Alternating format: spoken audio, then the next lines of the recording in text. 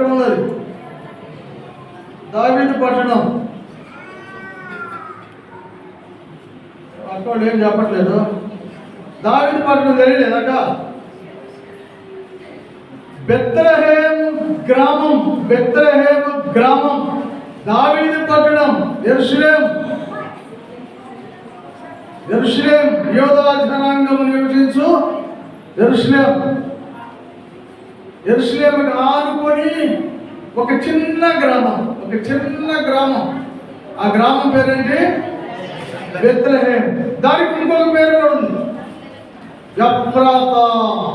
ఎఫ్రాతా, ఎఫ్రాతా.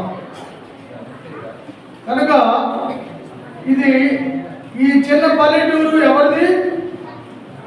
మన పితరుడైన దావీదు. మన పితరుడైన దావీదు. ఆ పట్టణంలో, ఆ గ్రామంలో నేను జన్మిస్తాను, లేకపోతే జన్మిస్తాడు అని ప్రవచన లేఖనములు తెలియజేస్తున్నాయి. ముందుగానే తెలియజేస్తున్నాయి. ప్రార్థన చేసుకున్నాం. ప్రేమగల పరలోకపు తండ్రి, పరిశుద్ధుడైన మా గొప్ప దేవా, మీ కుమారుడు, మా రక్షకుడు, మా విమోచకుడైన యేసుక్రీస్తు ప్రభువారి అద్వితీయ పరిశుద్ధమైన నామమున మహిమగల దేవుని పాదములకు వందనాలు, స్తోత్రములు చెల్లిస్తున్నాం. నాయన, ఈ దినమున, ఈ శుభ సమయం సందర్భంలో పరమ తండ్రి, మీ కుమారుని యొక్క ఆనవాలు, ఆ ప్రవచనముల కలయికలను మరలా మాకు జ్ఞాపకం చేయటకై ఇష్టపడినందుకై స్తోత్రములు. మీ దాసుని ద్వారా మీ సంఘమును దాసుని బట్టి ఈ ధర్మన సంఘముతో మమేకమై ఏకీభవించి రారాజు సృష్టికర్త రక్షకుడైన మిమ్మల్ని స్తుతించుటకు సహాయపడుతున్నందుకై స్తోత్రాలు.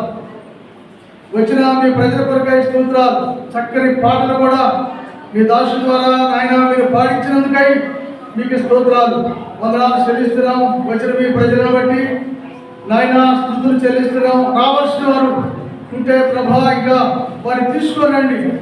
అలక్ష్యముగా, నిర్లక్ష్యముగా ఉండక ప్రభా, మీ కృతజ్ఞత పాత్రుడు కాకుండా తండ్రి దైవ సన్నిధాన్ని ప్రేమించి రాగలకు సహాయపడండి. దుష్టుని యొక్క ఆలోచనలు, వాడి అడ్డంకులన్నీ కూడా మీరే తొలగించి మీ ప్రజలు సంతోషంగా మీ సన్నిధికి రాగలుగుటకు వచ్చి నాయన సాగిలపడి ఆరాధించడం సహాయం చేయము.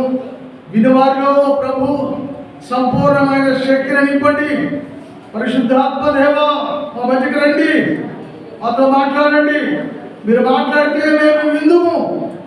మా ప్రభువా, మా రక్షక, మీ సత్యమును తెలియచేయము, మీ సత్యముని వెల్లడిపరచుము, కరుణించము. ఘనమైన మీ నామమును హెచ్చిస్తూ పాడిన పాటలను బట్టి మీరు మహిమ తెచ్చుకున్నందుకే స్తుతులు చెల్లిస్తూ, అల్పుడును, అయోగుడును, బలహీనుడును స్వామి, నీపై ఆధారపడుచున్న నేను ప్రభు ఆ మాటలు పలుకుటకు మాత్రమే కనిపించాలి. నాయన, మీ వాక్యమును మీరే బోధించాలి. ప్రజల మీ వారు, సంఘం మీది, వాక్యం మీది. ప్రభా కరుణించు, మాతో మాట్లాడము, దైవ సంగతి తెలియపరచుమని, లేఖనంలో ఉన్న సత్యమును నాయన ఉన్నది ఉన్నట్లుగా చక్కగా మాకు వివరించి సహాయం చేయమని యేసుక్రీస్తు ప్రభువారి పరిపూర్ణత గల నామములో స్తోత్రం చెల్లించి ప్రార్థించి వేడుకుంటున్నాము తండ్రి. ఆమేన్. ప్రియమైనటువంటి సహోదరి సహోదరులారా, మనం చదువుకున్నటువంటి భాగంలో యోధా గోత్రములో జన్మించుట, యోధా గోత్రములో జన్మించుట.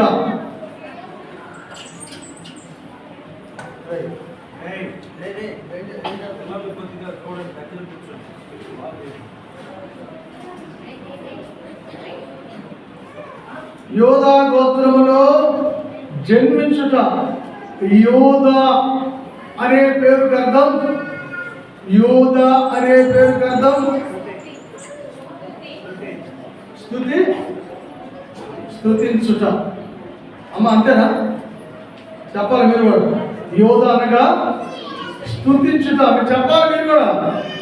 స్తుతించుట, స్తుతించే గోత్రం, స్తుతించే వంశం, స్తుతులకు పాత్రుడైన వాడు జన్మించాడు.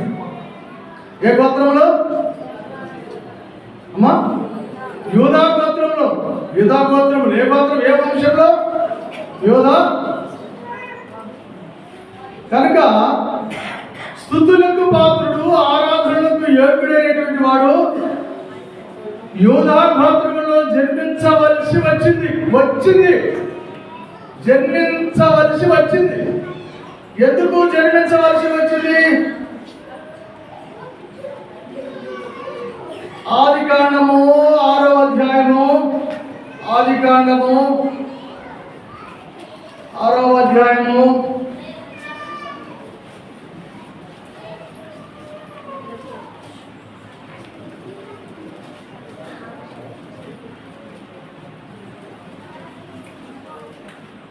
మొదటి నుండి చూడమ్మా 2 మాటలు. నరులు భూమి మీద విస్తరింపనారంభించిన తరువాత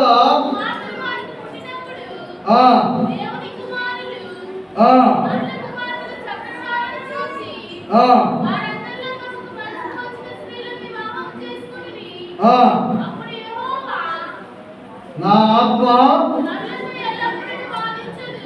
ఎందుకని ఎల్లప్పుడూ వాదించదు?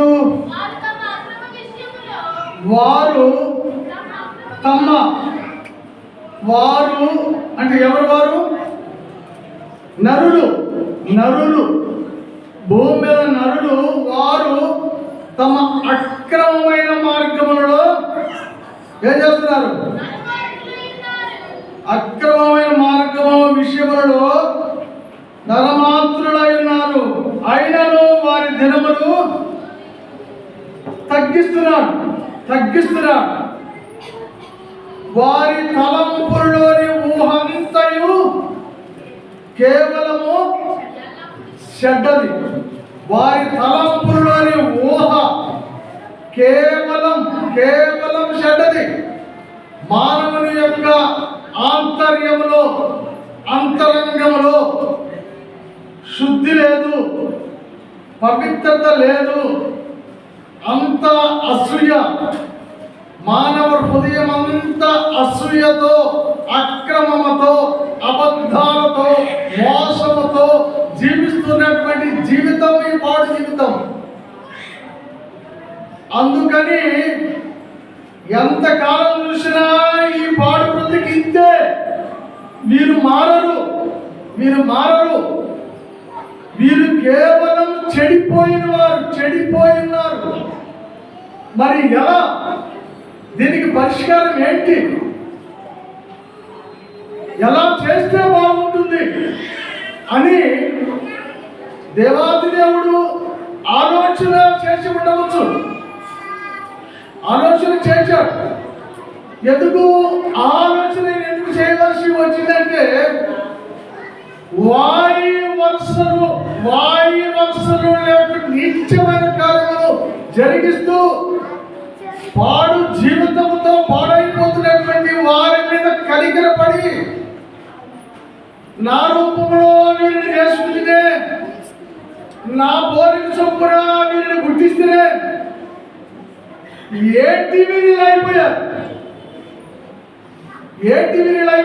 అని కోపగించి ఒకసారి ఏం చేశాడు? నాశనం చేశాడు. మానవుడు చేసిన తప్పిదాలను బట్టి, మానవుడు చేసిన ఆ పాపపు నీచమైన కార్యములను బట్టి పాడు చేశాడు, నాశనం చేశాడు. నాశనం చేసిన సందర్భంలో ఒకే ఒక్కడు ఆ ఎదురు నీతిమంతుడిగా కనబడ్డాడు. ఎవరు ఆ వ్యక్తి? అమ్మా, ఒక్కడే ఆయన ఎదుట నీతిమంతుడిగా కనబడ్డాడు. ఆ ఒక్కడిని బతికించాడు. ఆ ఒక్కడి ద్వారా ఇప్పుడు సర్వలోకము ఉన్న ప్రజలందరూ మరలా ఉద్భవించారు. ఇక నాటి నుండి నేటి వరకు ఆ భయంకరమైనటువంటి ఆ పరిస్థితుల్లోనే మురుగుతూ వస్తున్నారు. ఇక మీరు ఎంతకాలం చూసినా ఇంతే అని దేవాది దేవుడు తలంచి ఆయన ఒక సంకల్పమును జరిగించడానికి ఇష్టపడ్డాడు. ఎలాగైనా నా రూపంలో ఉన్నటువంటి మానవుడును మార్చాలి.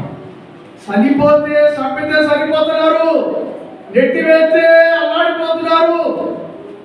ఎండ ఎక్కువగా పెట్టినా, చలి ఎక్కువగా పెట్టినా, గాలి ఎక్కువ పెట్టినా తట్టుకోలేనటువంటి బలహీనమైన వాడు కానీ నా మాట వినడు. బలహీనమైన గడ్డం వినడు, మొండివాడు, మూర్ఖుడు, గర్వాధుడు, నీచుడు, దౌర్భాగ్యుడు. ఎలా నా రూపంలోనికి మార్చాలి? ఎలా అని తలంచి ఒక సంకల్పం, ప్రణాళిక జరిగిస్తూ ఆ ప్రణాళికలో ఆయన చేసినటువంటి తీర్మానం చొప్పున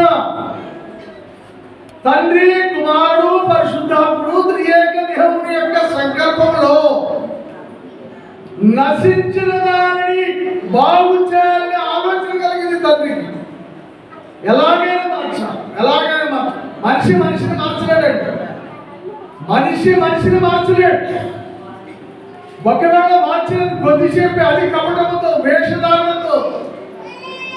దేవుడే మార్చగలుగుతాడు కానీ మనిషి మార్చలేడు. బుద్ధి మాటలు చెప్పవచ్చు, జ్ఞానయుక్తమైన మాటలు చెప్పవచ్చు, అంతవరకే. కానీ నశించిపోయే మానవుడును జీవంలోనికి దాటింపజేయాలంటే పరమాత్ముడికి ఒక్కడికే అది సరిపోతుంది. అందుకని ఈ నశించిపోయేటువంటి మానవుడు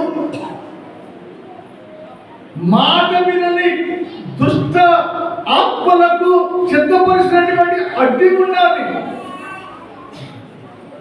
వారి దూతలకు సిద్ధపరిచిన అడ్డిగుండాలి వీరు స్వాధీనం చేసుకుంటున్నారు. ఎవరు స్వాధీనం చేసుకుంటారు? అపవాది దూతలకు ఏర్పాటు చేయబడిన అగ్నిగుండానికి వీరు పాత్రులవుతున్నారు. వీరు స్వాధీనం చేసుకుంటున్నారు. రాని ఎవరు వారు? అక్రమార్కులు. ఉదయంలో అక్రమార్కులు, ఉదయమందు చెడిపోయిన వారు, ఉదయ క్రియల వలన, ఆలోచన వలన, తలంపుల వలన చెడిపోయినటువంటి వారు, అక్రమం చేసేటువంటి వారు సృష్టించినటువంటి అగ్నిగుండానికి పాత్రలు అవుతున్నారు. దేవుడు మనసు తట్టుకోలేకపోయింది. దేవాది దేవుని ఆత్మ తట్టుకోలేకపోయింది. నేను సృజించుకున్నాను ఆ రూపంలో ఉన్నటువంటి స్త్రీ పురుషులు అయ్యో అపవాది దూతలకు సిద్ధపరిచిన అగ్నిగుండానికి పాత్రలు అవుతున్నారు. ఎలాగైనా వీరిని రక్షించాలి. వీరిని రక్షించాలంటే మానవుల వల్ల కాదు. మరి ఎలా? మోషే గారిని పంపించాడు, ఐగుప్తుల నుండి విడిపించాడు. ఇలా ఊరు దాటించవచ్చు కానీ, పట్టణం దాటించవచ్చు కానీ, అడవులు దాటించవచ్చు కానీ, ఆత్మశుద్ధిని కలిగించి నిత్య నరకాగ్ని తప్పింపగలిగిన వాడు మానవుని వల్ల చేత కాదు. అందుకని సంకల్పము జరిగించే ప్రణాళిక కలిగినటువంటి దేవాది దేవుడే రావాల్సి వచ్చింది. ఇది దాని అర్థం.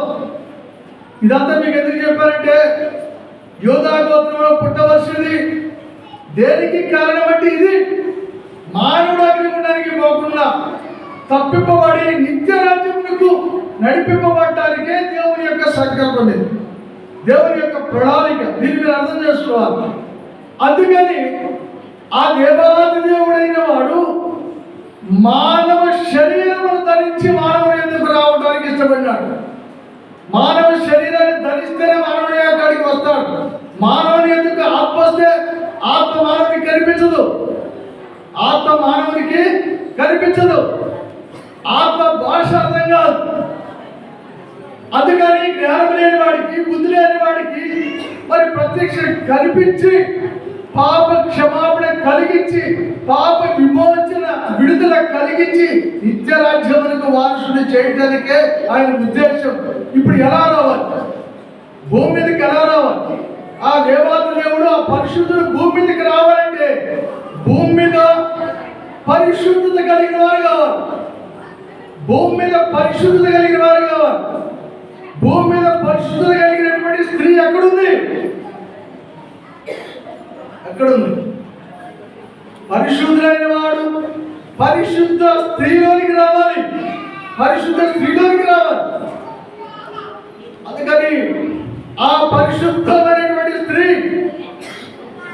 ఆ గుణవంతురాలు, ఆ నీతిమంతురాలు, ఆ దీనురాలు, ఆ శ్రేష్టమైనటువంటి విశ్వాస జీవితం కలిగినటువంటి ఆ గుణవతి ఎక్కడుంది? బెత్లెహేంలో ఉంది. అమ్మా, ఆ గుణవతి ఎక్కడుంది? బెత్లెహేంలో ఉంది. ఇప్పుడు దేవాది దేవుడు, సర్వ సృష్టికి అధికారం కలిగిన సర్వాధికారి అనే దేవుడు ఆ కలిగ గర్భమున రావాల్సి వచ్చింది. ఎలా? ఎందుకు? లోకములో ఉన్నటువంటి సర్వ శరీరులను రక్షించడానికి.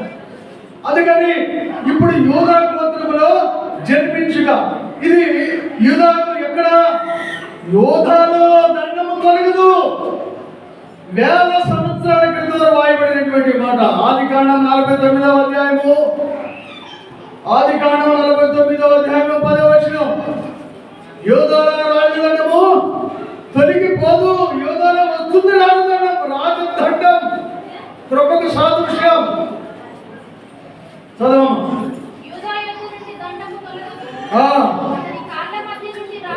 రాజదండము ఇది ఆది కాండములో రాయబడినటువంటి సందర్భం. 6000 సంవత్సరాలు రాయబడినటువంటి సంగతి ఎక్కడ నెరవేరింది? చదవమ్మా. మత్తయి సువార్త 1:1లో యూదా గోత్రంలో నుండి రావాల్సి వచ్చింది. మత్తయి సువార్తలో నెరవేర్పు జరిగినటువంటిదిగా ఉంటుంది. ఇంకా కొన్ని ఆనవాలు. ఏప్రిల్కి రాసిన పత్రిక 7వ అధ్యాయము 14వ వచనం. ఏప్రిల్కి రాసిన పత్రిక 7వ అధ్యాయము 14వ వచనంలో నెరవేర్పు మనకి జరిగినట్లుగా చూస్తాం. ఆ చదువమ్మా. మన ప్రభు ఏ సంతానమందు? యోధా సంతానమందు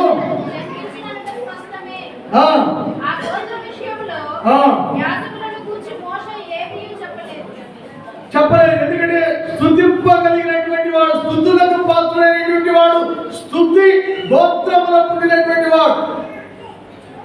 ఏమి సంకల్పం అండి ఇది? స్తుతులకు పాత్రుడైన వాడు, స్తుతింపగలిగినటువంటి గోత్రములో పుట్టవలసి వచ్చింది. ఏ విధంగా ఆయన తగ్గించుకుంటూ వస్తున్నాడో, ఒక మానవుని హెచ్చులోకి తీసుకురాకుండా దొరికాయి. అలాగనే ఆ ఊరిలో పుడతాడని కూడా ఒక అనుభవం. ఏ ఊరిలో పుడతాడని? బెత్లెహేములో పుడతాడు. బెత్లెహేములో ఈ రాజదండం తొలగిపోకుండా, ఈ రాజదండం పోయి బెత్లెహేములో పుడతాడని మీకా గ్రంథం 5లో మరి ఆయన ప్రకటించినట్టుగా చూస్తున్నాం. ఒక చాపుడు చూడు, 5:2 బెత్లెహేములో పుడతాడు, జన్మిస్తాడని మీకా గ్రంథం 5:2లో మరి ప్రవక్త పలికినట్లుగా మనం చూస్తాం. ఎక్కడమ్మా? 5:2 బెత్లెహేములో ఎఫ్రాతా. ఏ కుటుంబంలో? యోధా వారి కుటుంబంలో. ఏ గ్రామం? స్వర్గం అంటే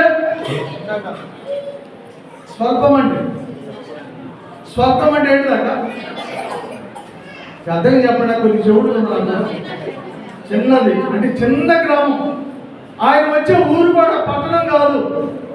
పట్టణాన్ని ఒక చిన్న పల్లెటూరు, ఒక 100 కుటుంబాలు, ఒక 50 కుటుంబాలు ఉండే గ్రామమేమో.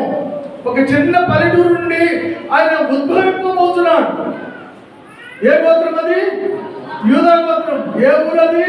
బెత్లెహేము నుండి మరి ఆయన వచ్చినట్లుగా వస్తాడని ముందుగా చెప్పబడినటువంటి సందర్భం. మత్తయి సువార్త 22-23 అది నెరవేర్చింది.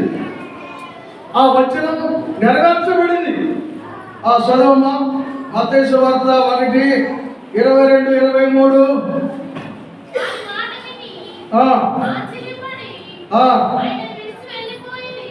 వెళ్ళిపోయి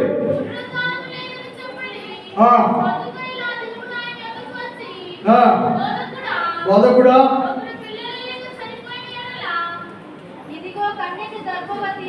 ఆ మాట కావాలి.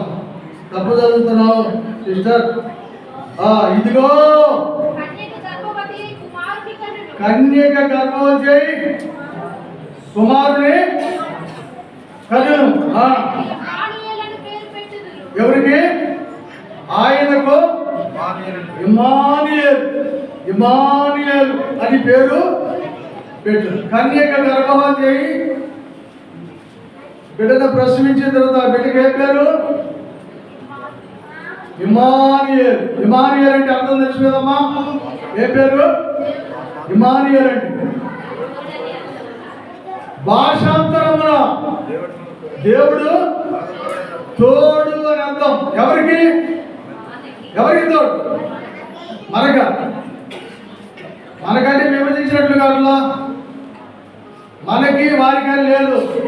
భాషాంతరమున అన్ని భాషల మీద ఎవరైతే అది స్వీకరిస్తారో వారికి అంతకంత ఎక్కువ తోడు.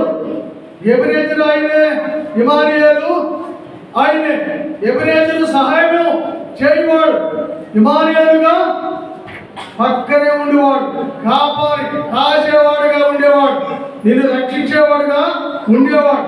అమ్మ కన్య మరియ ప్రసవించినటువంటి బిడ్డకు ఎన్ని శక్తులు ఉన్నాయి? ఎన్ని శక్తులు ఉన్నాయి? మానవుని పాపమును తప్పించే శక్తి ఆయనకే ఉంది. మానవుని రక్షించే శక్తి ఆయనకే ఉంది. మానవుని శుద్ధిగా చేయగలిగినటువంటి శక్తి ఆయనకే ఉంది. చదవమ్మా. యెషయా గ్రంథం 7:14. యెషయా గ్రంథము 7:14 తీయాల.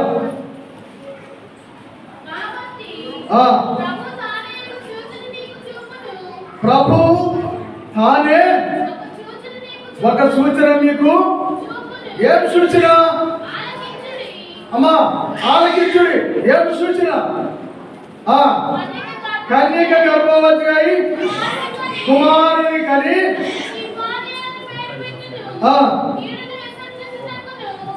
ఇమ్మానుయేలు అని పేరు. ఏం చేస్తాడు ఈయన? కీడును విసర్జిస్తాడు. కీడును విసర్జించి ఇంకోటి ఏం చేస్తాడు? మేలును కోరుకుంటాడు, కీడుని విసర్జిస్తాడు. కీడు ఎవరి మీద ఉంది? కీడు ఎవరి మీద ఉంది? అమ్మ మీరు చెప్పాలి అనుకోండి. కీడు ఎవరి మీద ఉంది? కీడును విసర్జించుటకు, మేలును కోరుకున్నటకు వస్తున్నాడు ఆయన. అంటే వచ్చాడు, వస్తున్నాడు, వచ్చాడు, రెండు చూసుకుందాం. ఇప్పుడు కీడు ఎవరి మీద ఉంది? మానవుల మీద కీడుంది. మానవుల మీద కీడుంది. కీడుకు పాత్రైనటువంటి మానవుడిని విడిపించి మేలు చేయడానికి శక్తి కలిగిన వాడైనాడు. శక్తి కలిగిన వాడైనాడు. మానవుని అపరాధమును పాపమును తొలగించి పరిశుద్ధులై చేయగలిగినటువంటి వాడు శక్తి కలిగిన వాడైనాడు. ఎవరైనా ప్రభు అయిన రక్షకుడు. ప్రభు అయిన రక్షకుడు. ఆ రక్షకుడు ఎక్కడ ఉద్భవించాడు? బెత్లెహేములో జన్మించాడు. బెత్లెహేములో జన్మించినటువంటి వాడుగా ఆయన ఉంటున్నాడు. కనుక ఆయన సర్వ మానవాళి కొరకై ప్రణాళికల్లో నశించేదానికి అధిక రక్షించడానికి భూలోకములో ఉద్భవింపవలసి వచ్చింది. ఈయన రావుటకు ఎన్ని శ్రమలు అనిపిస్తూ వచ్చిందో ఆ కన్య మరియ. ఆ దీనురాలికి ఎన్ని కష్టాలు. ఈయనేమో అందరినీ రక్షిస్తారు, అందరికి సహాయం చేస్తారు, కీడు నుండి తప్పిస్తారు, మేలుని మీకు అనుగ్రహిస్తారు, మీకు ఆశీర్వాదం ఇస్తారు, శాపమును మీ నుండి తొలగిస్తారు అని యేసుక్రీస్తు ప్రభువు ఆమె గర్భారం వస్తే ఆయన గర్భారం వచ్చిన నాటి నుండి శిలువ మరణం పొందేంత వరకు కష్టాలు అనుభవిస్తూనే ఉంది ఆ తల్లి. ఆయన జీవిస్తున్నంత కాలము ఆటుపోట్లు లోపల బయట అందరూ అసహించుకునేవారే. ఆయన అవమానపరిచేవాడే. అవమానాలు తలుచుకుంటూ అతన్ని ఎంత బాధపడిందో ఎంత వేదన పడిందో. ఆయన పుట్టినప్పుడు ఆ హేరోదు సపుటి కొరకై అతను ఊరంతా కూడా మరి గాలించి వేసినటువంటి వాడుగా అక్కడ శ్రమ అనుభవిస్తూ వచ్చాడు. ఉన్న పాటన ఉన్న చోటున ఉండక పరుగో మన సంటి బిడ్డను తీసుకుని మరలా ఐగుప్తుకు పోయే ఐగుప్తులో నా కుమారుని పిలుస్తున్నానని ఎక్కడా సుఖం లేదు. ఆ తల్లికి ఎక్కడా సుఖం లేదు. శిలువ మరణం పొందేటప్పుడు చూసి నా కడుపున పుట్టింది ఈ రాజధానివేనా, నా కడుపున పుట్టింది ఈ కృపేనా, నా కడుపున పుట్టింది ఈ రాజునా, ఈ రాజు ఇట్లా అయిపోయాడే, ఈ రాజు ఇట్లా అయిపోయాడే. ఎంతగా వేదన పడిందో ఆ తల్లి. ఎన్ని ఎందుకు పడవలసి వచ్చిందమ్మా? ఒక్క మానవుడిని నిత్య రాజ్యములకు వారసుడి చేయటం కొరకై నిత్య శిక్షలో ఉన్నటువంటి వాడిని, నిత్య శిక్షలో ఉన్న మానవుని రక్షించడానికి ప్రభు అయిన దేవుడు మరి భూమిలోకి మనకు ఉద్భవింపవలసి వచ్చింది. అయినా కూడా ఇంత జరిగిన మానవుడేమన్నా ఆ కనుకుంటున్నాడా? మానవుడైనా గ్రహిస్తున్నాడా? చీకటిలో ప్రకాశిస్తుంది. ఏది? ఏం ప్రకాశిస్తుంది? చీకటిలో ప్రకాశించేది ఏంటిది? వెలుగు. చీకటిలో ప్రకాశిస్తుంది వెలుగు. ఆ వెలుగుని గ్రహించలేకపోతుంది చీకటి. వెలుగుని కనుగొన్నది ముగ్గురే. మొట్టమొదటి వాడు ఎవరు వెలుగుని కనుగొన్నది? దేవుడు. నువ్వు మొట్టమొదటి కనుగొన్నది ఎవరు? దేవుడు. వెలుగుని కనుగొన్నది ఎవరు? చెప్పరా? చావుడు తప్ప, చావుడు కాకుండా చావుడు ఆయన నెలకొని కూర్చోవాలి. ఆయన కలిసి చూడబాకండి. ఎవరు ఫస్ట్ మొట్టమొదటి వెలుగుని కనుగొన్నది ఎవరు? చెప్పరా?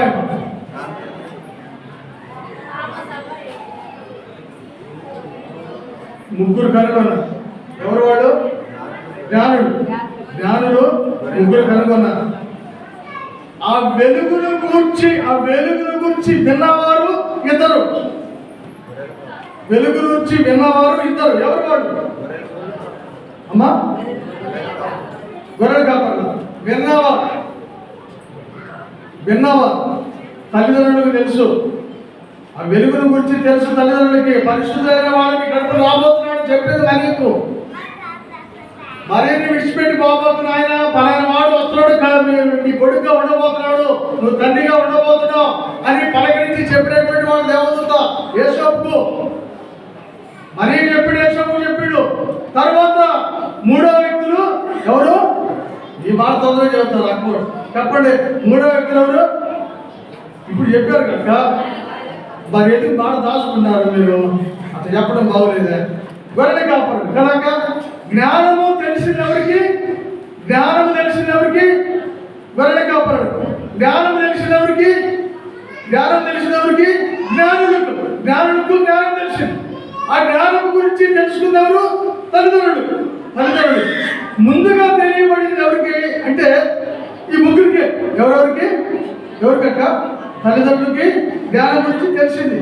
జ్ఞానం గురించి తెలిసిన తల్లిదండ్రులు పరిశుద్ధుకున్నారు అంటే సృష్టికర్త అయినటువంటి ఆ జ్ఞానాన్ని స్వతంత్రించుకున్నారు. అక్కడ మీరు వినాల, ఇక టైం అయిపోవచ్చుంది. జ్ఞానమైనటువంటి దేవుళ్ళు వాళ్ళు స్వతంత్రించుకున్నారు. ఎవరు వాళ్ళు? ఇద్దరు తల్లిదండ్రులు అంటే భార్యాభర్తలు. మరియమ్మ గారు ఏమక్క అక్కరా? మరియమ్మ గారు వేసినప్పుడు మరియమ్మ కలిగిన మరియమ్మ అన్నవాడు 7 ఉన్నారు బైబిల్లో. ఏ మరియమ్మ? చెప్పకపోయింది కొత్తగా అసలు చెప్పట్లేదు. అక్కడ 7 ఏ మరియమ్మేమో. సరే మంచిది. బ్రదర్, రెండో వ్యక్తులు జ్ఞానాన్ని కలిగినటువంటి వారు, జ్ఞానాన్ని స్వతంత్రించుకున్నారు. వాళ్ళ గ్రంథాలలో ఉన్నటువంటి జ్ఞానం కాదు, వాళ్ళ గ్రంథాలు పరిశీలిస్తూ వేరొక గ్రంథం కూడా పరిశీలించారు. ఎవరు వాడు? ముగ్గురు గ్రంథాలను తిరగేశారు, పరిశీలించారు. వాళ్ళ గ్రంథాల్లో కానీ వీళ్ళ గ్రంథాలు కానీ ఏమైనా వెలుగుల గురించి వాయుపడుతూ వచ్చింది. ఆ వెలుగును స్వతంత్రించుకోవడానికి ఒక గ్రంథాన్ని తెలియజేసినటువంటి వారు జ్ఞానులు. బబులోను తూర్పు దేశంలో ఉన్నటువంటి జ్ఞానులు జ్ఞానమును స్వతంత్రించుకోవడానికి గ్రంథాలు తెలియజేశారు.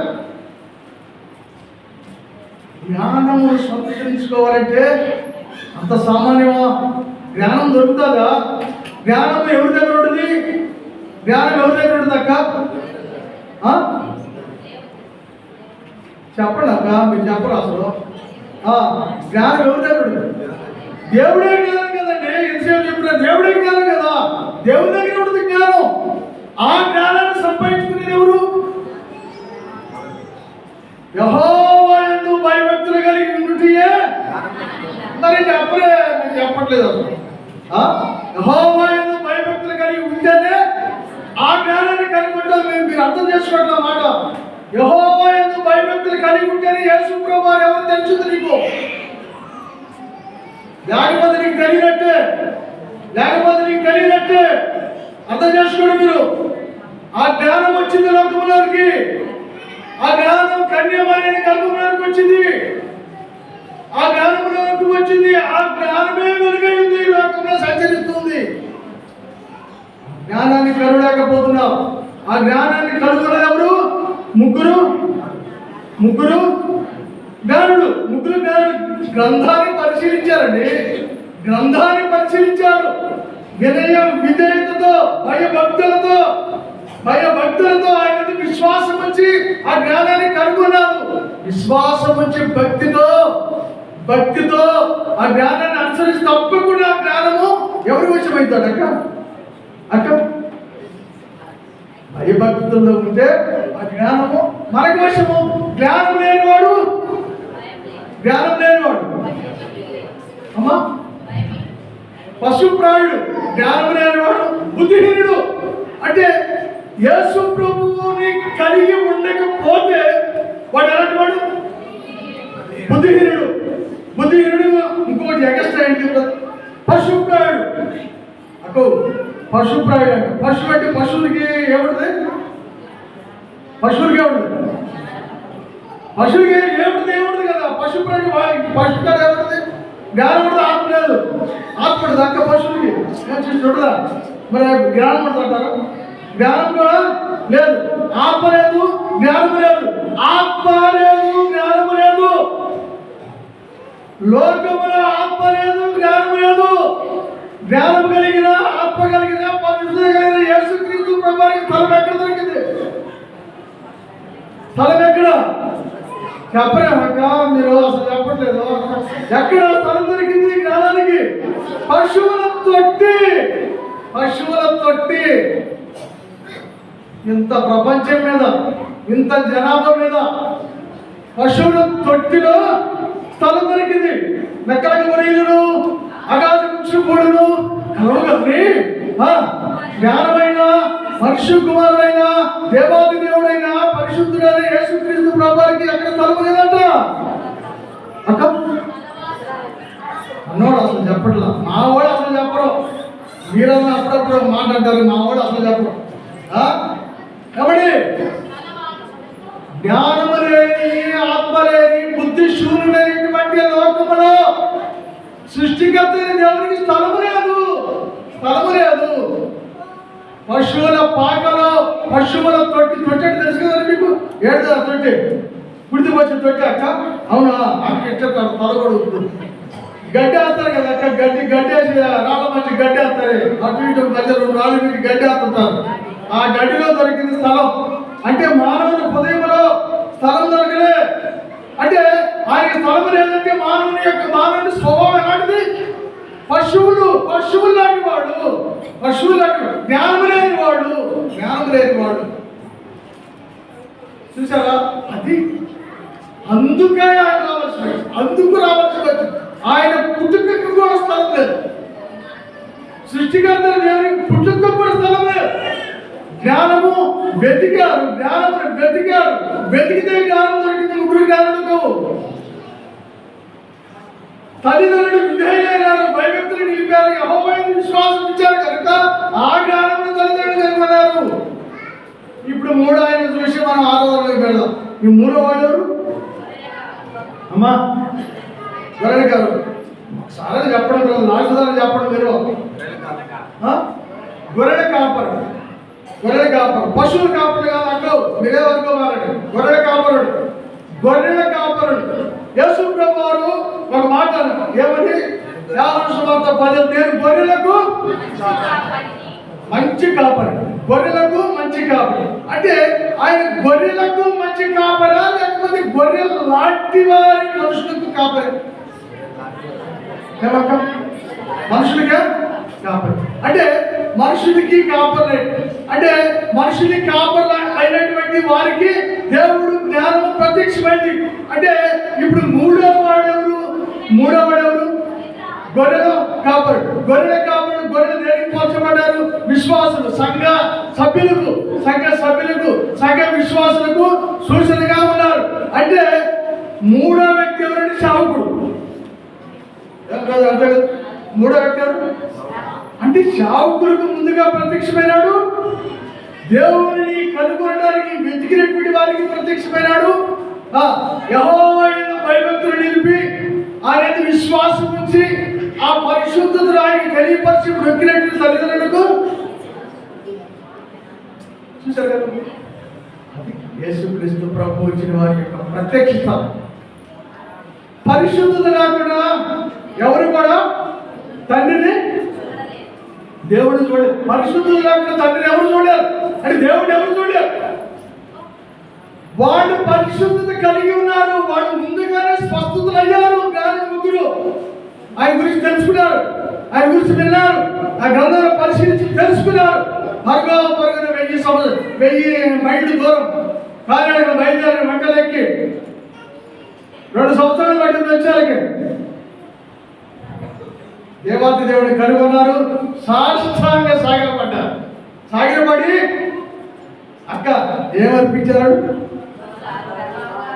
అక్క సామ్రాణి కులము. ఇంకోటి ఏంటంటే అందరూ సాంబ్రాణి బంగారం వేపిద్దాం అక్క. బంగారం పడిచ్చారు కదా వాళ్ళు. ఆ బంగారము సాంబ్రాణి గోళము వాళ్ళు అర్పించారు. వీడే అర్పించారు తల్లిదండ్రులు. ఆయన దేవుడని తెలుసు, ఆయన సృష్టికర్త అని తెలుసు. వాడు కూడా వారికి కలిగినది కూడా వాడు అర్పించారు. వాళ్ళకి కలిగి తల్లిదండ్రులు కూడా వాడు నీతిమంతుడు. యేషోబు నీతిమంతుడు, మరి దీనిరాలు నీతిమంతురాలు. వాళ్ళ నీతిని బట్టి, వాళ్ళ భక్తిని బట్టి, వాళ్ళ విశ్వాసాన్ని వాడు కూడా ఆ ప్రియ ప్రభువుకు కానుకలు సమర్పించారు. ఇక కాపర్లు ఉన్నారు సేవకులు. సేవకులు ఏమర్పించారు? కన్నులారా చూసి హృదయమారా ధరించి ఆ జ్ఞాని అయిన ప్రభు పాదముల సాగిలపడి ఆ జ్ఞానాన్ని కనుగొని ఈనాడు మనకును మన సంఘాలను బోధిస్తారు. వాళ్ళే సేవకులు. యేసు ప్రభు వారి ముందు ప్రత్యక్షమైన సేవకులకి ఆయన వెతికిన జ్ఞానుడుకును ఆయన తల్లిదండ్రులను ప్రత్యక్షమైనాడు. వారి ద్వారా స్వార్థ ప్రకటింపబడుతూ ప్రపంచం అంతా కూడా ప్రసిద్ధి చేయబడ్డాడు. ప్రసిద్ధుడు. ఎవరు ప్రసిద్ధి చేస్తుంది? సేవకుడు కాదా? ఎవరు ప్రసిద్ధి చేస్తుంది? సంఘం కాదా? ఎవరు ప్రసిద్ధి? ఆయన కలిగినటువంటి వారు కాదా? ఈ 3 విషయాలు మనసులో పెట్టుకొని, ప్రభా వాస్తవం నువ్వు జ్ఞానం, నిన్ను నేను కలిగి ఉండకపోతే పశుప్రాయం. 29:10 చూద్దాం. కీర్తన గ్రంథం 29 అది చూసుకొని సరే తర్వాత వద్దలే టైం అయిపోయింది. సరే ఈ మాటలు జ్ఞాపకం ఉంచుకొని క్లుప్తంగా మనం మార్చి ఆరాధన చేసుకుందాం. దేవుడి వాక్యమును దీవించుగా.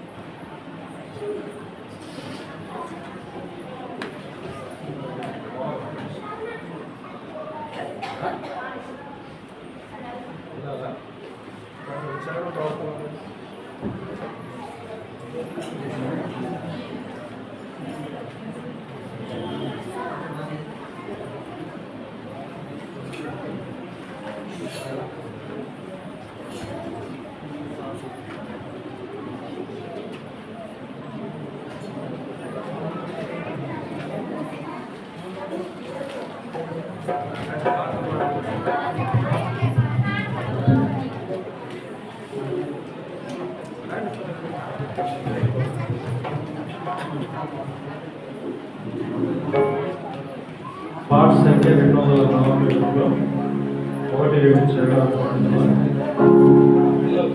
సిద్ధం చేయాలి. జయశీలుడు హోమాపడు